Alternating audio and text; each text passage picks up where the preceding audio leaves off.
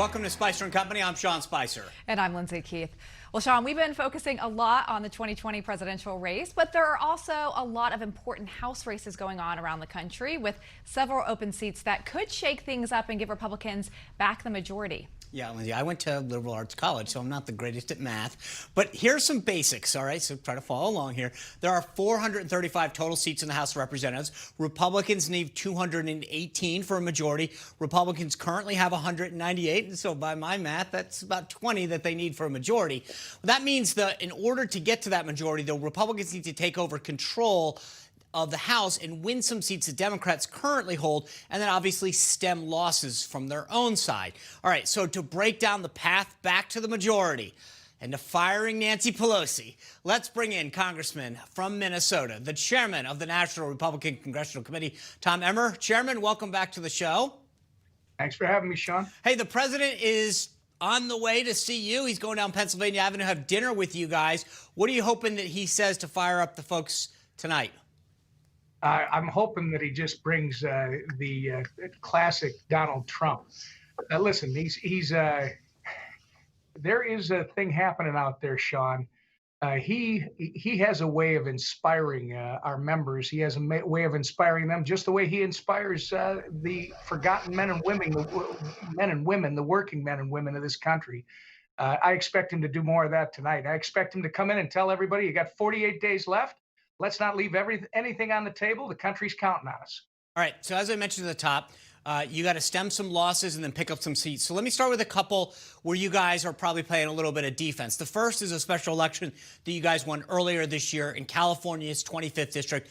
Congressman Mike Garcia won this hotly contested special election that you guys were able to pick up. He's facing Christy Smith in November. What do you guys think of where the race stands now? Yeah, well, nobody expected Mike to win this last one except us. And he won it in convincing fashion, Sean. He won it by 10 points. Mike Garcia is a fantastic candidate, first generation Hispanic American, educated at the Naval Academy, family man, serving his country now in Congress as representative of California's 25th district, which is the suburbs of Los Angeles, includes the suburbs. Christy Smith, she's the same candidate he ran against in the special election. Christy Smith, handpicked by Nancy Pelosi. This gal, when she was a school board member, voted to fire teachers. Not once, Sean. She did it several times. And by the way, as a California Assemblywoman, she voted to give herself a raise. You know, that kind of a candidate is not a winning message.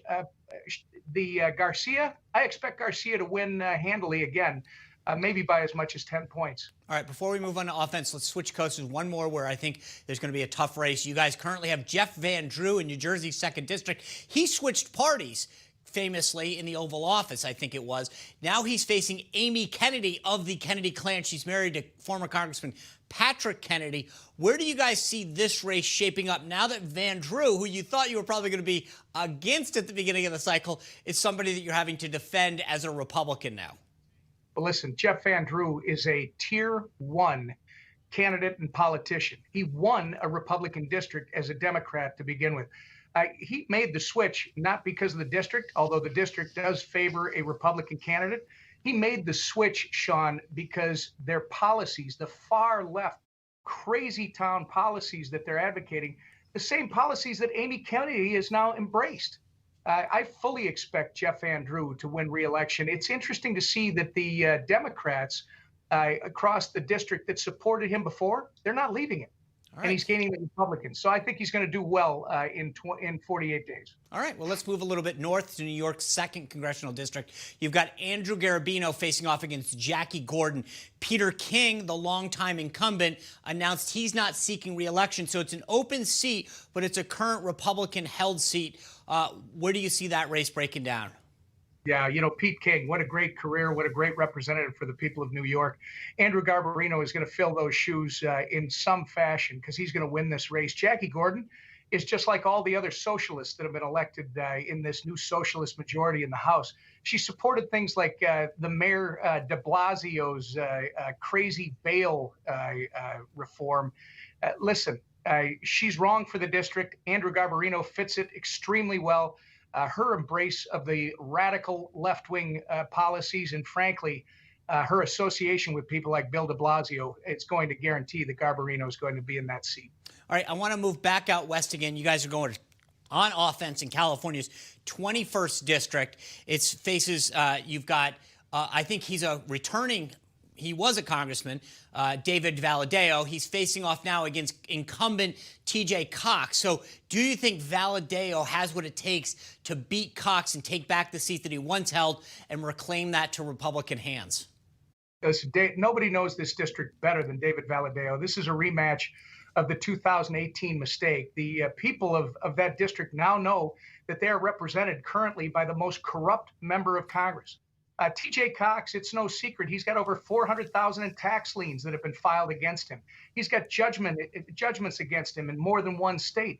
This guy failed to disclose assets, ownership assets in Canada and other places. Right now, David Valadao is going to win re-election, is going to come back to Congress. Chairman, after you're done, we've got a bright candidate coming up on the show from Oregon's 4th District, Alex Skarlatos. He's facing off against 33-year incumbent Democrat Peter DeFazio. Alec, obviously, we're going to talk to him in a moment. He was one of those National Guardsmen on the train in Paris that took down that armed gunman. What do you think of his chances of defeating Peter DeFazio for the first time in 33 years? Well, DeFazio thinks he's untouchable, Sean. Yeah.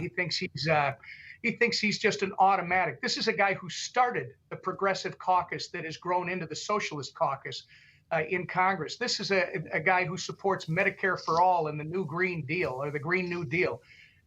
This is a sleeper race. People should understand that Oregon's 4th District, Donald Trump only lost this district by a few hundred votes, less than 500 votes in 2016.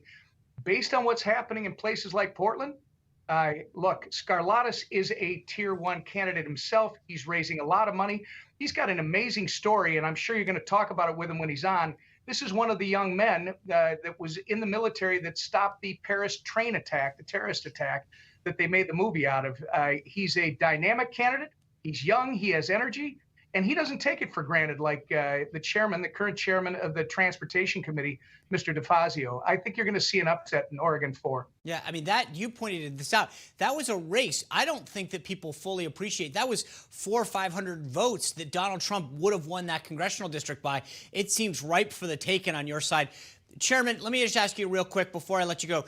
Do you guys have the money you need to compete at the House race level? And do your candidates have what it takes to compete against many of these incumbent Democrats? Yeah, this is going to be a great story when it's all over, Sean. We're not going to have their money. It's just not possible. We're going to have enough money, though, I believe. You know, this Win Red platform, the historic counter to Act Blue that the president and his team did with the RNC, the NRCC, and the NRSC. It's not reported because they don't report this stuff. The NRCC has outraised our counterparts at the DCCC on Win Red 5 out of the first 6 months of this year. Our candidates, yeah, we're in some races where these people are going to have $2 and $3 million. Our candidate's going to have $1.5. They're going to get help from outside groups, no question. We know what those seats are. It's New York 22. It's South Carolina 1. It's Utah 4. It's different places that we know they're Republican seats. But remember, Sean, you need more money to sell a lie, and that's what they sold in 2018. Right. They told the American people that they were coming to Congress to be moderate problem solvers. Yep. And what they did is they came here to be the most partisan obstructionist group that I think Congress has ever seen. Yep. And they're gonna lose the majority because of it, Sean. All right, Chairman, thank you for being with us. I hope you have a great dinner, and thank you for sharing with us. Good luck as you guys try to take back this majority for us and fire Pelosi.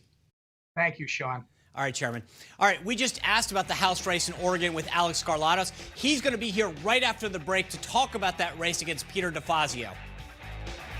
The big TV networks have banned Blitz by David Horowitz. Still, Blitz is a runaway New York Times bestseller. Mike Huckabee says if everyone read it, Trump would win in a landslide. Blitz exposes the secret billionaires out to stop Trump and his surprising plan to win. Even President Trump tweeted Blitz is the hot book of the election. Get Blitz at bookstores everywhere or check out the free offer and save $28. Just go online or call now. Get David Horowitz's Blitz today.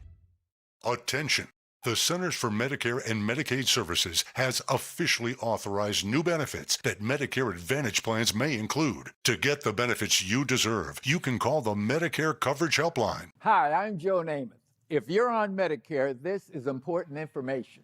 I called the Medicare Coverage Helpline and they instantly looked up my coverage. In this one simple call, they offered to enroll me in a plan that includes rides to medical appointments, private home aides, doctors and nurses' visits by telephone, and even home-delivered meals. The plan also includes dental, vision, hearing, and prescription drug coverage, all at no additional cost. Don't delay. Call to see if the new benefits are available in your area. Call the number on your screen now. It's free. Call 1-800-778-5003. That's 1-800-778-5003 now. I can't stop worrying. Why can't I sleep at night? How do I deal with all this stress? When did the world get so scary? Hello, this is Michael Youssef. There can be no doubt that our world is filled with troubles right now. And yet, there is one person who said, I can give you peace that can never be shaken, even in the worst of your circumstances. Jesus is the way, the truth, and the only giver of eternal life. And he's inviting you to come and surrender to him. And he will give you unbelievable peace, a peace that seems too good to be true, but it's true. Will you come to him? Are you looking for a peace that can withstand any hardship life can bring? Visit findingtruepeace.com to find answers. Again, that's findingtruepeace.com. These folks, they don't have time to go to the post office. They have businesses to grow, customers to care for, lives to get home to. They use Stamps.com. Print discounted postage for any letter, any package, anytime, right from your computer. All the services of the post office plus UPS, only cheaper. Get our special TV offer, a 4-week trial plus postage and a digital scale. Go to Stamps.com/TV and never go to the post office again.